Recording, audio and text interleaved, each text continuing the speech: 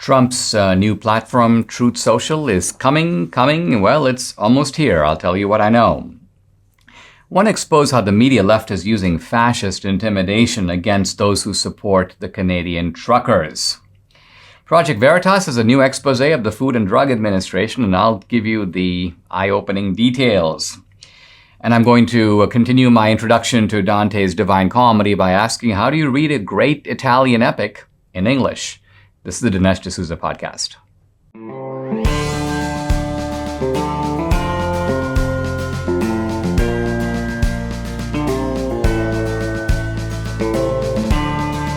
America needs this voice. The times are crazy. In a time of confusion, division, and lies, we need a brave voice of reason, understanding, and truth. This is the Dinesh D'Souza podcast. Trump's new social media platform, Truth Social. Well, I had read it was supposed to be coming the end of March. There was an interview with Devin Nunes, and who is the CEO of the Truth Social, and I got the impression that, well, this is going to be sometime later in the spring. But I now realize it's going to be sooner, much sooner. In fact, I was contacted by Nunes by text, and he's like, hey, let me loop you in with our team over here. And I'm now inside of the Truth Social beta testing. And the beta testing is a kind of dry run. It's a rehearsal. It's being able to start checking out the features on the platform, looking for any kind of bugs or things that don't seem to work very well, create a feedback loop where we let them know. And I got to tell you, this is going to be a really fun platform. It's beautifully designed. It's very simple. And what I mean by that is that if you're somebody now who uses Instagram or you use Twitter, it's not wrong to look at Truth Social as a kind of hybrid between Instagram and Twitter. Now, we know there would be a Twitter component. Trump, of course, loved Twitter, and one could safely predict that he would want something that will allow him to get back into his element, and you may almost say, let Trump be Trump again. And I think he's going to be. In fact, he did a sort of a test comment, which was then disseminated on social media. It just goes, get ready, your favorite president will see you soon. And I think what he's getting at here is, I'm back. Because here's a guy who's been off of social media now for, well, over a year. And so I've, kind of got myself now set up on Truth Social. I did my first post. And as I say, this is a simple, beautiful, easy to use, and I predict it's going to be huge platform. I also understand that the launch of Truth Social is coming imminently. In other words, it's an accelerated launch. They're going to beat their own deadlines. They're going to put it out there. It's going to be up and running. And here's the good thing. It's working in conjunction with Rumble, which is to say that Truth Social is not going to be dependent on the left and on the tech moguls who would have then the power to pull it down. They'd have the power over it that Trump doesn't want them to have, rightly so. And so he recognizes this is what happens when you get burned, is you realize I now have to develop in a way that makes me secure and makes me invulnerable to the kind of attack that, for example, Parler experienced when it took a coordinated strike from Amazon and from Apple and so on. The Truth Social is going to be using, as I understand it, some Rumble equipment, perhaps some Rumble servers. And the Truth Social that we're going to see shortly is not the fully developed Truth Social, because they have all kinds of ambitious ideas for things that can be added later, streaming services and so on. And so the idea that Debbie and I sort of transmitted to Trump when we met him in November of what now, was it 19. November of 19, is we were saying, hey, start a network. And a network doesn't necessarily have to be a TV network, but it has to have a TV component to it. And it looks like Truth Social is going to be bigger than just a social media platform with all kinds of capabilities down the road. So this is all very exciting. I mean, we've been waiting for this for over a year. Fortunately, we do have some alternative platforms, and I like them all. I'm on them all. I'm a huge fan of Getter. I post regularly regularly on Parler. I post on Gab. I have over a couple of 100,000 now on Telegram. And of course, Rumble. I post all my videos on Rumble, and now Truth Social. So I think what we're showing here is that the left, while they were able to cut us off from our own audience, and one can't say that their censorship policies have been effective in doing that. That was their goal, and it has achieved its goal in restricting people like me and others on places like YouTube. So we're banned, we're shadow banned, our influence is shortened, we have all these strikes against us that we have to try to get cleared. And so we're all looking to move to greener pastures where we aren't under this kind of cloud. Again, it's not that I'm going to quit these platforms. Why quit them? But the point is we're going to set up and be very active on these alternative platforms. And I think the biggest one of them all will be Truth Social. Boy, Mike Lindell is trying to get 10,000 pillows into Canada to give away, to donate to the truckers. And the Canadians are doing everything that they can to make it difficult, to stall him, to block him. So this is Mike, he won't give up, and he's pushing to get this. He's getting one permit after another. Well, they need another permit. You need another permit. So here's a guy who really goes out of his way to help. And I think we should go out of our way to become Mypillow super shoppers. Debbie and I already have. And Mike wants to make it easy for you to do that. How? By giving you great deals. Now, for example, his Giza Dream bed sheets right now, 60% off, as low as $39.99. Plus, with any purchase using promo code Dinesh, you'll get a free copy of Mike's book. He's also offering up to 66% off his other products. He has 150 of them. And all the MyPillow products come with a 60-day money-back guarantee and a 10-year warranty. Call 800-876-0227. That number, 800-876-0227. Or go to mypillow.com to get the discounts. You got to use promo code DINESH, Dinesh. I want to talk about the kind of fascist intimidation that is used by the media. And in this case, I mean the Canadian media and the US media, in going not against the truckers, but against people, ordinary people who support the truckers, who make small contributions to the truckers. Let's look at the case of a gelato cafe in Ottawa that is called Stella Luna. It is owned by a woman named Tammy Giuliani, employs about 40 people. And on February 5th, the owner, Tammy Giuliani, sent a $250 donation to the truckers. And now that wasn't known at the time. And to quote Tammy Giuliani, she says basically that she supported the fact that these guys were standing up for small business. They're standing up for freedom. She says, I loved what they were doing. I thought it needed to be said. And so she decided to help them out.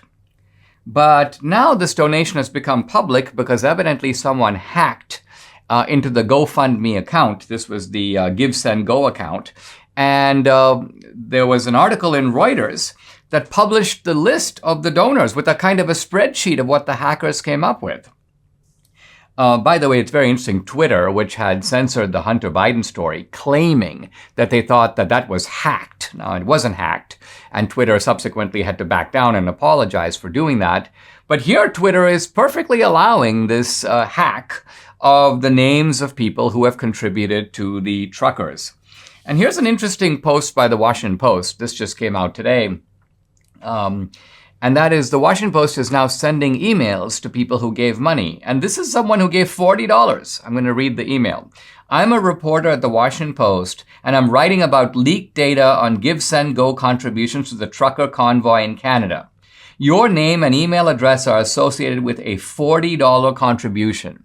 Can you tell me if this matches your records? And then what motivated you to contribute to this campaign? So clearly what they're trying to do here is get these people's names flushed out so that they can be harassed and they can be intimidated. And we know that that's happening because it happened to Tammy Giuliani. Let me describe it. She says that her staff began to receive threats once her donation was publicized on Twitter. She says that they're, quote, they're threatening to throw bricks through our window. They're threatening to come and get us. We said, lock the door. We'll find out what's going on. And so this woman is now backing off. Now she's basically saying, listen, I'm sorry. I thought I was supporting a good cause. I didn't mean to cause any trouble. We support a lot of good causes. So in short, she's been intimidated. And no surprise, they forced her to close her store. The Gelato Cafe is now shut down. So this is pure socialist intimidation. I mean, just think about all the things you read about socialist societies where people are encouraged to rat on their neighbors. Hey, I saw my neighbor. He was reading a book about freedom. Think about all the way in which the Chinese crackdowns using technology against people who go against the regime. Well, all of this is now here. I mean, it's in the West. It's in Canada. It's in America. And you know what's interesting is that the media is playing a willing accessory role in this kind of thuggery. Now, the most surprising development in this whole story, let me read this. This is a tweet this morning. I fail to see why any journalist felt the need to report on a shop owner making such an insignificant donation to get them harassed. It's unconscionable and journalists need to do better. And the author of this tweet is none other than Ilhan Omar. What? I remember when I first saw it, I had to sort of do a double take. I thought it might be someone with a similar name. And I'm tempted here to sort of look for some ulterior motive, but I'm actually not going to. I think one of the striking things we find when we look at politics is that you have very bad people who sometimes do something nice, or you have very good people who sometimes do something wrong. And I think in this case, I just think that here's Ilhan Omar of all people, and it's too much even for her. Even she sees this idea that these thug operations like the Ottawa Citizen, that's the paper that reported on this in Ottawa, or the Washington Post, these are nothing more than ideological goons, even though they're ideological goons on our own side, who are going after ordinary citizens for contributing, what, $40? This is the state of our society today. This is the state of our media. You don't have to become habituated to aches and pains, accept them as normal or inevitable. No, now there's a 100% drug-free solution, and it's called Relief Factor. Relief Factor supports your body's fight against inflammation. That's the source of aches and pains. The vast majority of customers who try Relief Factor order more. Why? Because it works for them. Debbie's a true believer. She's had this frozen shoulder. She takes Relief Factor, and her shoulder feels better. She also knows if she doesn't take it regularly, the pain's going to come right back. So she's made of, I'm not going to be without this again. Being able to lift her arm and exercise, super important to her, and Relief Factor is the tool she needs, and she's glad she's got it. You too can benefit. Try it for yourself. You'll see. Order the 3-week quick start for the discounted price of just $19.95. Go to relieffactor.com or call 833-690-7246 to find out more about the offer. Again, that number 833-690-7246, or go to relieffactor.com. You'll feel the difference. Project Veritas is clearly one of the best and one of the very few operations doing real journalism. And what makes their journalism so effective is that it's not based upon an unnamed source told us this, a person who refuses to identify themselves told us that. It's not that kind of bogus boilerplate that we've become so depressingly familiar with. What they do is they get people on tape, and they play the video. It's a little bit like 2,000 Mules. You don't have to take it on faith. We're going to play the video. And Project Veritas plays the video. And in this case, they've got video of this guy named Christopher Cole. He's the FDA Executive Officer of Countermeasures Initiative. Very interesting guy. And very candid guy. And what he says on the video, I think, is really telling. And you can hear him saying it in his own voice. Now, he's talking about COVID, and he's talking about the fact that they are moving toward the idea of everybody in the country, and he says children included, getting an annual shot. He says, quote, Biden wants to inoculate as many people as possible. But none of this, I wasn't so much interested in the medical issue here, but what I was interested in is the description of the process that the FDA uses to come up with these decisions. Quote, he's talking about Big Pharma.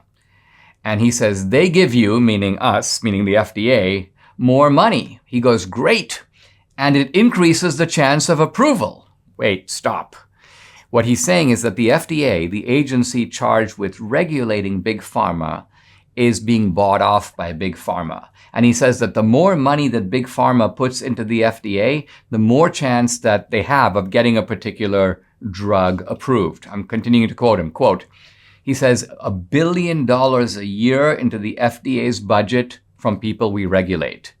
Think of what that's saying. What he's basically saying is that the FDA gets a budget, but there's an additional billion coming in from the very targets of the FDA's investigations. And he's going, that has obviously corrupted our process. That dictates who we say yes to and who we say no to.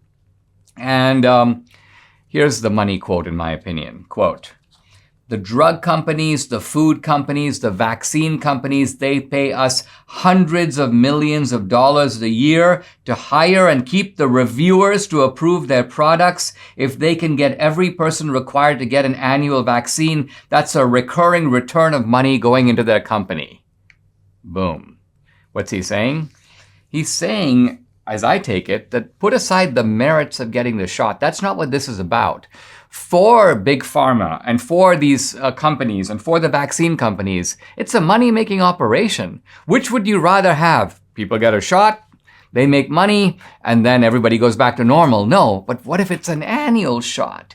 Then the giant accumulations of cash that these companies have had in the COVID era become normalized. It becomes part of their expected annual return. It's going to be reflected in their stock price. It's going to be reflected in the bonuses that the corporate executives of these companies have.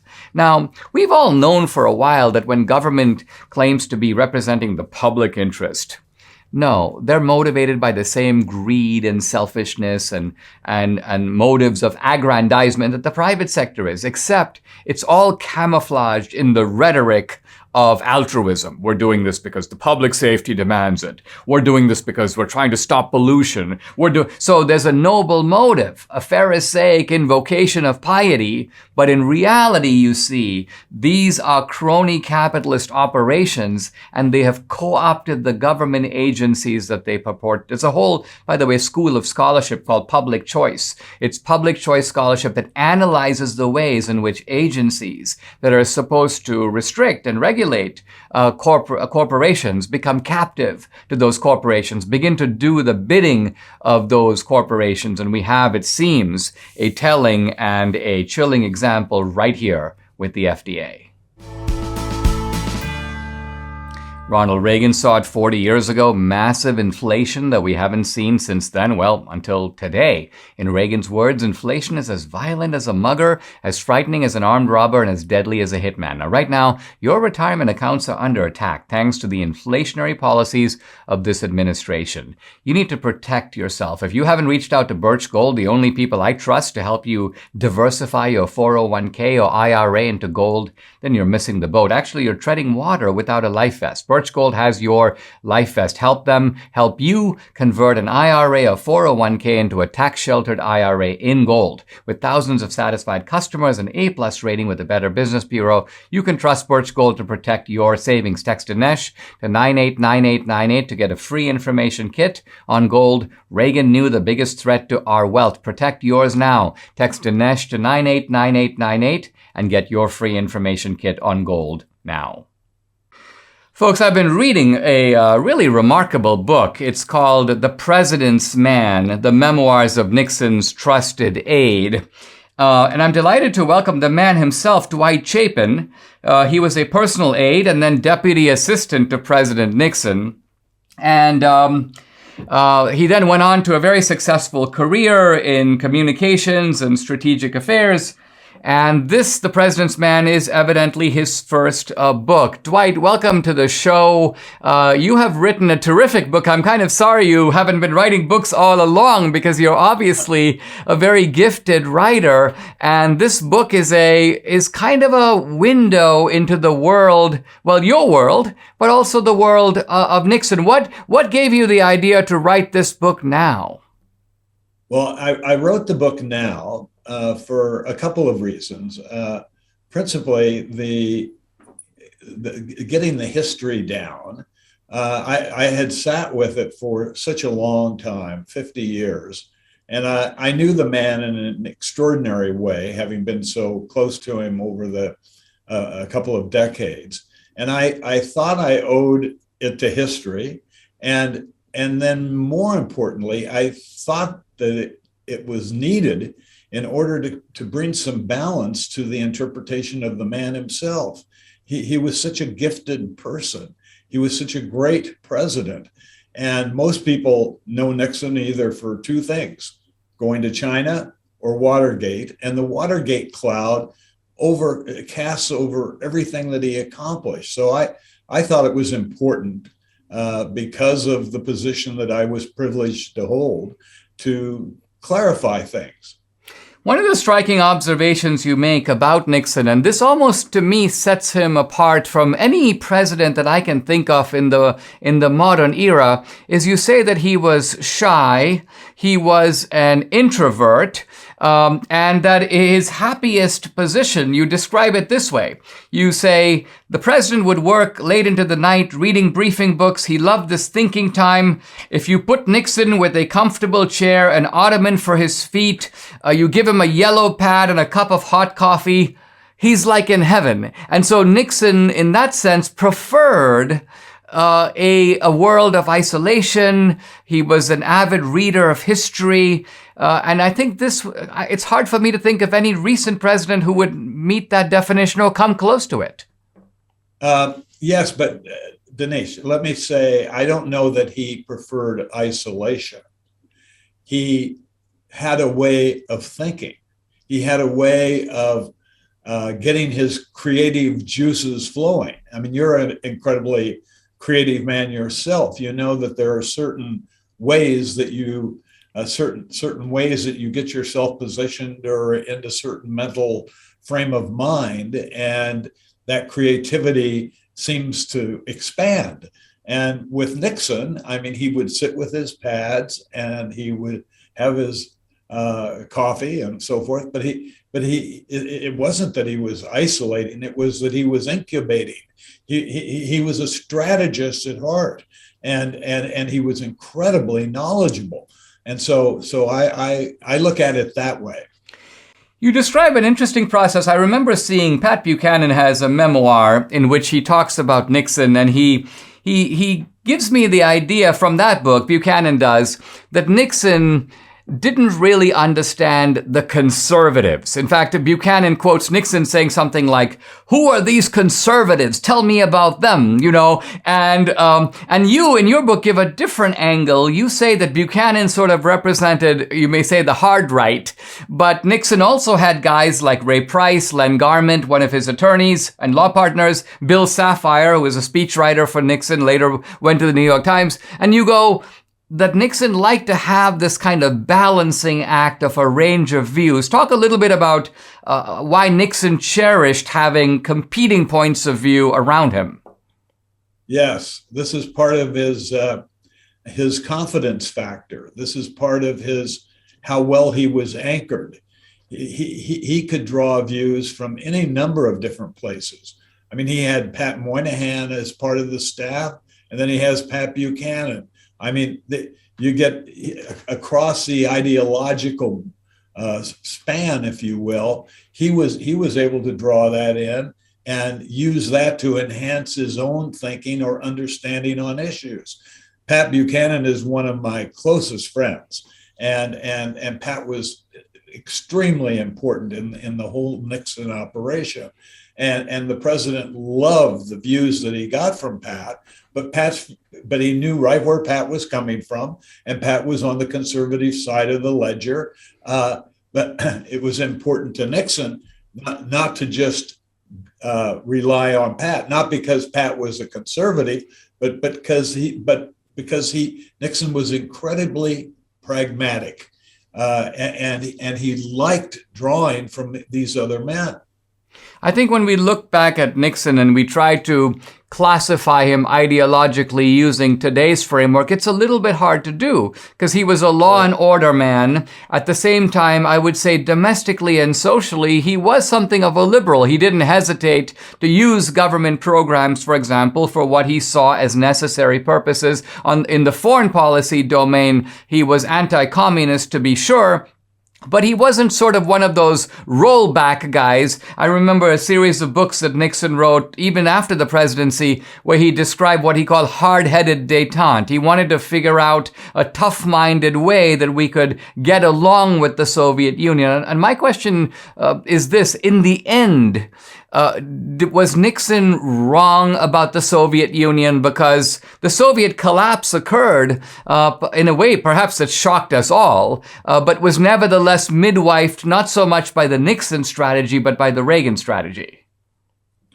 I'm not sure on that, Dinesh. Let me just say that his view of foreign policy, the world affairs, and so this is an evolutionary thing. This is not static; it's changing. I was really struck by the reality that when Nixon went to China 50 years ago, he was in this geopolitical exercise where he had Russia on one side and China on the other, and he had them separate, and he was working both of them, and in that case, in particularly against trying to solve the Vietnam War.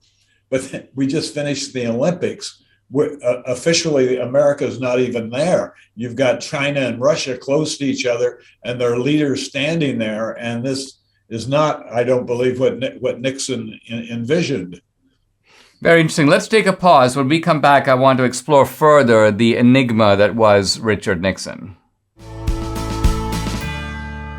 You know, guys, 2022 has already been a critical year for America, and so it is for AMAC, the Association of Mature American Citizens, along with its over 2 million members. Now, the Biden administration and Congress are pressing forward with radical overhauls of voter integrity and much more legislation that could hurt our seniors. And the midterm elections, we know, are going to be a battle of freedom versus socialism. Now, unlike liberal groups, and I think you know the one I'm thinking of, AMAC is America's conservative, action-oriented, 50-plus organization fighting hard literally every day in Washington and across the nation for our seniors. I'm urging you to choose AMAC now. You'll receive all the great membership benefits, including AMAC discounts on hotels, travel, restaurants, and your membership will support your values. Go to amac.us/Dinesh. Again, that's amac.us/Dinesh to become an AMAC member like Debbie and I have.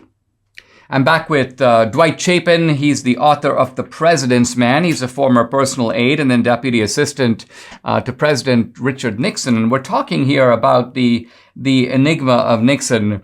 But let me start by asking you, Dwight, here you are now reflecting back on your earlier life where at a young age you found yourself right there in the middle of things, working with Bob Haldeman, who was the chief of staff, right there with Nixon, in a sense, managing Nixon's day. And how does that experience feel to you now with some perspective and with some time having passed? Well, it feels, because I've written The President's Man, it feels very familiar because I've spent so much time reflecting back using archival materials, my diaries, letters that had been exchanged with Bob Haldeman and so forth. So right now, the feelings are very raw. I worked with a collaborator who was very helpful in that he kept asking me as we did certain things, how does that feel? And it's amazing how when you start focusing, you can conjure up the feelings that you had 50 years ago. For me, going back and doing this was a labor of love. I admired the man so much, and to be able to, at 81 years old, have the opportunity to go back and capture these memories, capture these events, and try to describe the man I knew was a real privilege. The feeling I got as I read your book was almost a wistful sense that here was a man of genuine greatness who was undone. There's the Greek phrase of the hamartia, which is sometimes described a little bit incorrectly as a tragic flaw. But you say in your description of Nixon, he was a political genius, but he missed completely the dangers of Watergate. Talk a little bit about what was it about Nixon that gave him a blind spot? I mean, he knew that he hated the media. He knew the media hated him. He must have known that they were out to get him. What made him blind to the dangers that they posed to his presidency? Well, he was very aware of his adversaries. The one thing that he was not aware of, and that is the sad part of this whole thing, is that he was loyal and trusted his counsel, John Dean. And for 9 months, John Dean lied to Richard Nixon. And we have this documented without question. In the back of the book, we have the appendix. A reader can take and go back into the appendix of our book and read the transcript. And we also give instructions, specific instructions on where to go on the internet with a laptop or whatever. And you can hear what Nixon and Dean are saying, as well as read the transcript. And there is no question that John Dean completely misled Richard Nixon. And so for 9 months, he never knew the truth. I used the comparison the other day, Dinesh, where do you remember Robert McNamara was running the Defense Department, and later, when he wrote his memoirs, he admitted that he had been lying to Lyndon Johnson, supplying inaccurate information to Lyndon Johnson. Lyndon Johnson's trying to run the Vietnam War, and his Secretary of Defense is giving him false information. This is very similar. Richard Nixon is trying to figure something out, and John Dean is giving him incorrect information because John Dean is trying to save his own skin. Now, you describe in Watergate, you have these kind of kooks and hoodlums, people like Gordon Liddy, and they planned this burglary. You make it really clear, and I think history acknowledges, Nixon didn't know about that, right? He knew nothing about it. They execute this burglary, and Nixon is later caught in the cover-up, and that's really what Watergate was. It's the effort to cover this up, and as you say, Nixon was trying to kind of clean it up and sort of get rid of it, because it obviously was not something he wanted to be associated with. The reason I'm mentioning all this, though, is because we're now dealing with I would say, quite similar scandal in which it appears that the Clinton campaign at the highest levels organized, with the collusion of the FBI and also of the media, the planting of false information regarding Russia on Trump. They knew they didn't have anything on Trump, but they wanted to make it seem like they had to damage him politically. I just like your assessment with the perspective of history. How does Watergate compare to this scandal, where it appears that this is not a case where some other guys did something and then Hillary, but this is coming from the Hillary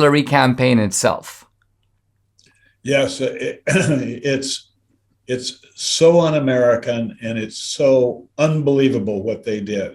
Now, I think we were dealing with a deep state issue too. Back in the Nixon years, it was always there. He knew it was there. He had experienced it through the Eisenhower years. But this most recent situation, these reveals, thank God for Durham.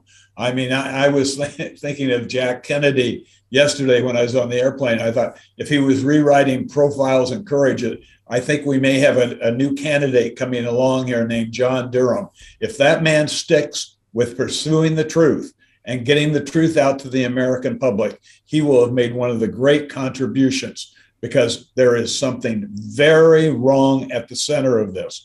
And in my opinion, the wrongness not only lies with the Clinton aspect of this thing, but in terms of January, people talk about January of 2021. There's the January right after Trump was elected, and the meeting in the Oval Office where the members of the Obama administration are going to go brief Trump the next day, and starting right in that little piece of time is the effort to undermine a new president of the United States that was fairly elected. And they start undermining and bringing this Russia hoax. And I think I personally think it's outrageous. It's wrong. And I'm just hoping that Durham gets it nailed.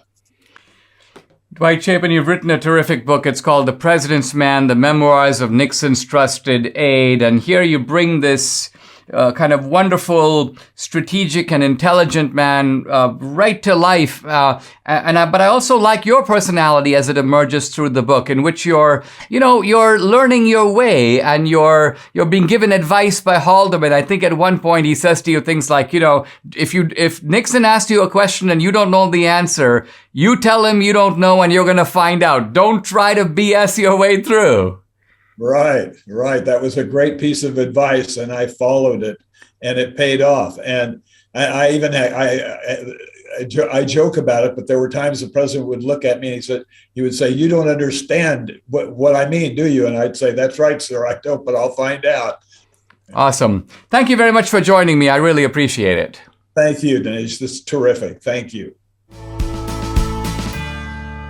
When you use the bathroom, you always close and lock the door behind you, right? Well, why would you let people look in on you when you go online? Using the internet without ExpressVPN is like going to the bathroom and not closing and locking the door. Did you know that your internet service provider knows every single website you visit and can sell this information to ad companies and tech giants who will use your data to target you? ExpressVPN puts a stop to this, and that's why I use it on my devices. What's more, everyone on your Wi-Fi can still be protected even if they don't have ExpressVPN. You just tap one button and you are protected. ExpressVPN is the world's #1 rated VPN by Mashable, The Verge, and countless others. So if you're like me and believe your online activity is your business, secure yourself by visiting expressvpn.com/Dinesh today. Use my exclusive link, expressvpn.com/Dinesh, and you'll get an extra 3 months free. That is expressvpn.com/Dinesh. One of the phrases that we hear as a staple of political rhetoric is, "If we can put a man on the moon, ...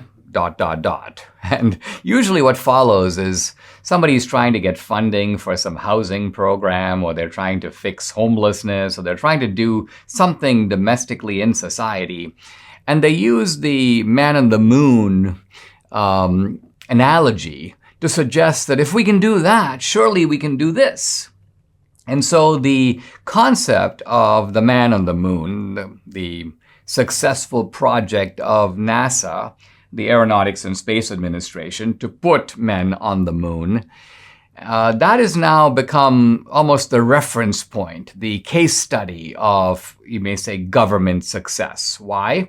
Because this project was pursued at least through the 1960s, through the Kennedy administration, and subsequently through the Johnson administration. And of course, in 1969, the United States did put the first man on the moon, Neil Armstrong. And so this is sort of the glory days of NASA. And to this day, we find that those glory days are invoked. If we can put a man on the moon, why can't we? Blah, blah, blah.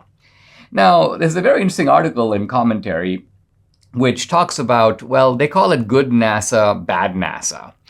And they point out that for every achievement that you can say about NASA, you've got to recognize that there's a lot of bad stuff that has happened with NASA also. So for example, NASA was indeed successful, a huge and, by the way, very expensive operation to put a man on the moon. I didn't realize this, but it's pointed out in this article, 400,000 people worked on this project. And it consumed over 4% of the federal budget over a decade. So think about that. This was a substantial commitment and allocation to do that. And it was successful. And was it worth it? I would say perhaps yes, because just the idea of human beings, really for the first time in history, being able to sort of leave this planet and set foot on the moon, I mean, that does represent some kind of human accomplishment, not in utilitarian terms. You could have, well, what did we get out of it? Some moon rocks, really? But looked at it from the point of view of the human imagination and human aspiration. Okay, that was a NASA accomplishment, but one can step back and say, what has NASA done since then? I mean, here's NASA, this heavily funded agency, and what have they actually done, if you had to put your finger on it, in the last, let's say, 50 years? Well, it turns out they've done, I'd say a little. They've done some things. They've done some space telescopes. They've done some Mars rovers. And none of this, by the way, is to imply that there aren't, brilliant and smart people and scientists and technicians working at NASA. Of course there are. But NASA has had also a lot of failures, one on top of the other. And if you really look at why NASA has had these failures, you begin to realize that they've had these failures not because of NASA by itself, but because of the way in which NASA has been viewed by the Congress as nothing more than a kind of boondoggle, as a jobs program, as a way to bring, you may say, pork to various congressmen and senators' home districts. And so NASA would come up with these ideas, and typically very expensive ideas. Now, we know they're very expensive. You might say, well, space is expensive, Dinesh. If you want to put boosters, rockets, send people into space, it's going to cost a whole lot of money.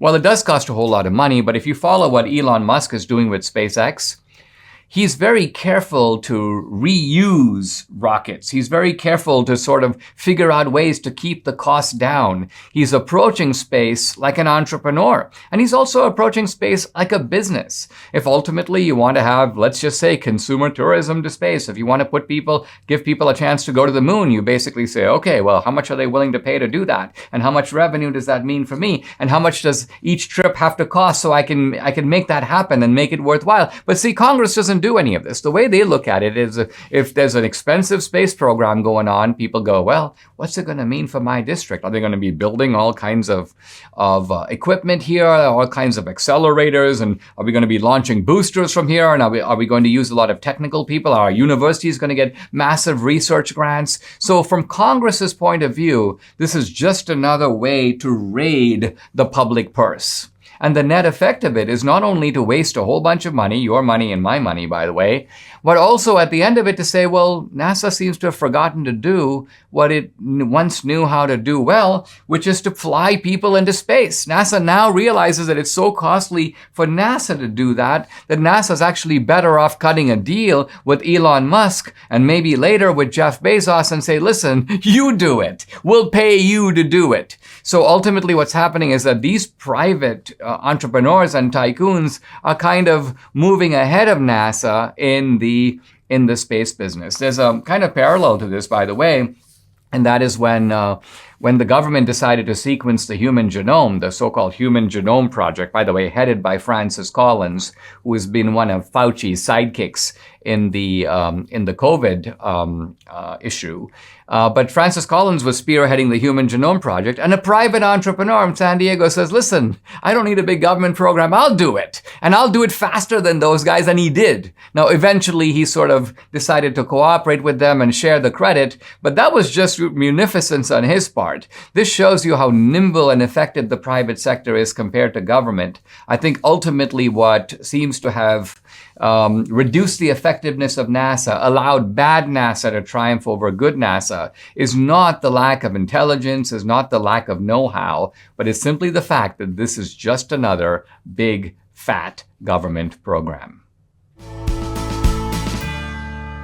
Of all the careers that I've contemplated in my younger days, and I'm not talking about when I was 5 and I wanted to be an astronaut, or when I was 10 I wanted to be the world chess champion.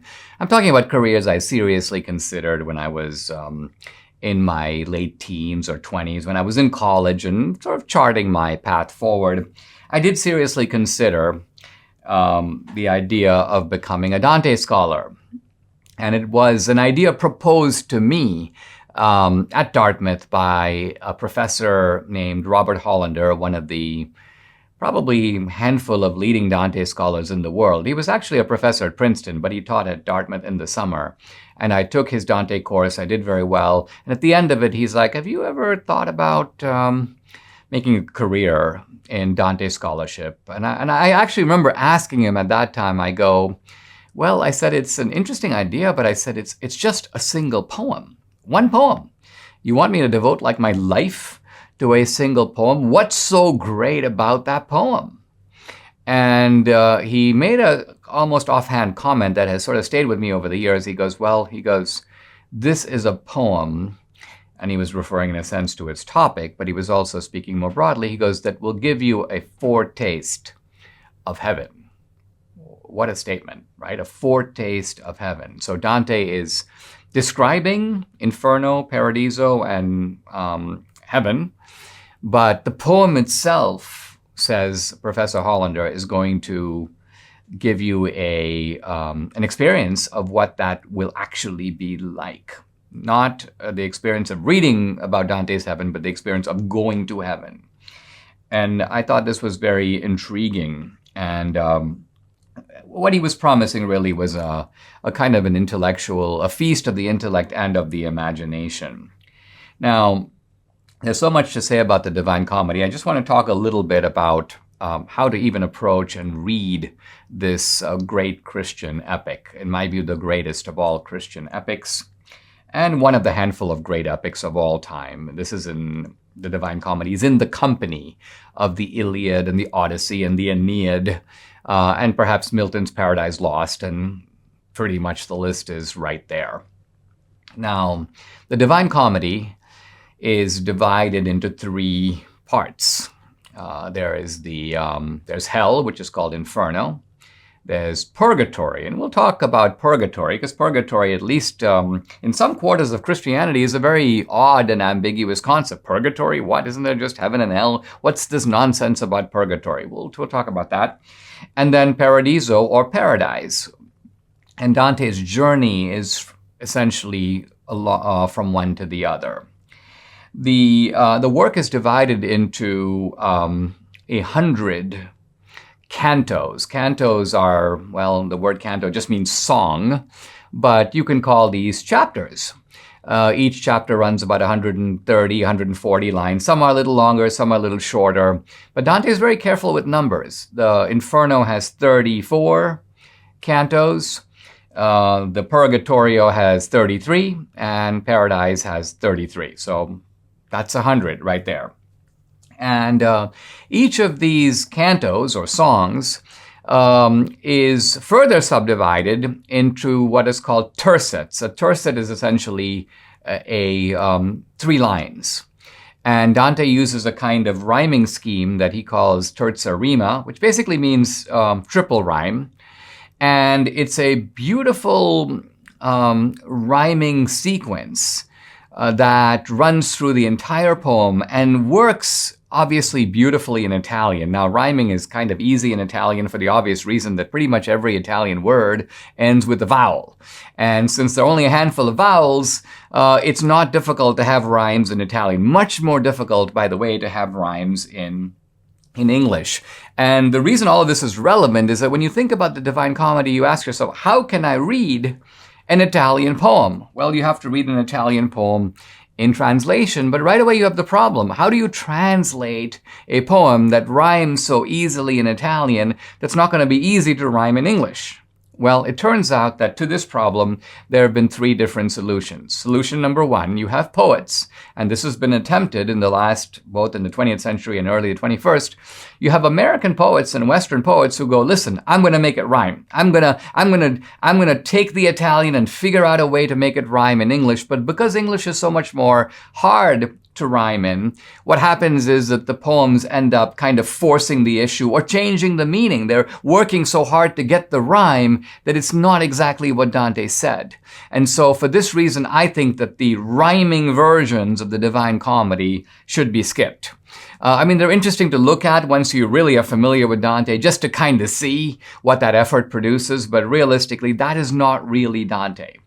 Now, the other approach goes to the other extreme, and it's people who say, listen, this rhyming business is nonsense. We need to capture the actual word-for-word meaning of what Dante said. And so you have prose translations of Dante that go word for word. And there's a certain usefulness to this because, after all, there is an attempt here to capture with literal authenticity and accuracy Dante's own words. The problem with it, of course, is that it misses the fact that Dante was a poet. Dante was delivering his words in a certain, not just rhythmic, but you may say poetic way. And so I think the best translations of Dante do not try to force the rhyme and don't go completely in the prose direction, but work to sort of get close to the poetic force of the original. And for this reason, it is those kinds of translations that work the best. Now, perhaps the most famous translation of Dante was done by a guy named Singleton. I think it's Charles Singleton, the Singleton translation. But the Singleton translation is known largely, it's a good translation, but it's known because it has prodigious notes. In fact, it has notes so long that they exceed the length of the poem itself. And so the Singleton translation, invaluable, by the way, for Dante scholars, but I really wouldn't recommend starting with it because it really is so dense that very often a single word of Dante will provoke pages and pages of Singleton commentary. The Penguin translation of Dante, which is the one I'll be using for our discussions, is by Mark Musa, and it's a very good one because it's a good translation. Captures some of Dante's poetic force. Now, it doesn't do what I actually had at Dartmouth and I enjoyed, which was a side-by-side Italian and English translation, where you could not only read the English, but you could look over at the Italian, and my knowledge of Italian very spotty, but I could nevertheless get a little feel of what Dante's own language sounds like. So we don't have that in the Penguin translation, but no big deal, because Musa does a really good job and his notes are good. And you might ask, well, why do I need notes? What the heck? What's the point of notes? Well, the point of notes is because, think about it, when we read old books, and this is true, by the way, of Homer, this is true of Shakespeare, we realize we're not the intended audience. It wasn't written keeping you and me in mind. It was written for an audience that was presumed to be familiar with certain things that we may not be familiar with. And the thing about Dante is his landscape is absolutely huge. The one thing I want to say, and I'll pick up next time more about who Dante is, and I'll talk about Dante's Florence, but here I just want to say the thing about Dante is that his landscape goes from the beginning of time, literally the first characters first characters in time who appear in the Divine Comedy are Adam and Eve. So Dante goes all the way from Adam and Eve to the year 1300. Now, to qualify to be in Dante's Divine Comedy, you had to die. You have to be dead, because this is the afterlife. You can't be in hell or in purgatory or in heaven if you haven't died. So the only people eligible are people who have died by the year 1300. But in that huge range, Dante includes, you have Alexander the Great is in there, and Julius Caesar is in there, and the Emperor Trajan is in there. So a wide assortment of characters, including a lot of people who lived in Dante's own time. And so the value of notes is that they are a needed enhancement of the text. Now, you can just pick up the Divine Comedy, read it from beginning to end. You'll get a lot out of it. But what the notes do is you'll run into all kinds of people, and Dante kind of assumes if you don't know everything about them, you know something about them, something about their milieu, something about their politics, and the notes helps you to clarify that. So this is a work that can be appreciated for what it is, but it's also a work that I think rewards patience and study and effort. And if you combine the kind of naked reading of Dante's Divine Comedy with some attention and some patient examination of the notes, you begin to get the fullness of the experience that Professor Hollander was referring to when he said that this is a poem that can give you a foretaste of heaven. Subscribe to the Dinesh D'Souza podcast on Apple, Google, and Spotify, or watch on Rumble, YouTube, and SalemNow.com.